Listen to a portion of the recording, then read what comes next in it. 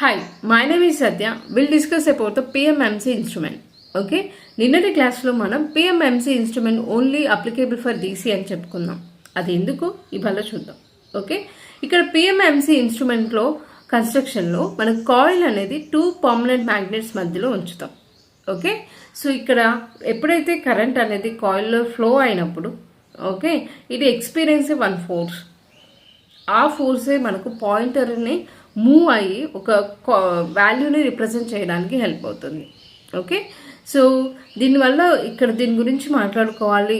Advantages అని అంటే ఉన్న అనలాగ్ ఇన్స్ట్రుమెంట్స్లో PMMC has a high accuracy. Okay, and one more thing, it has the uniform scale and another one it consumes the low power.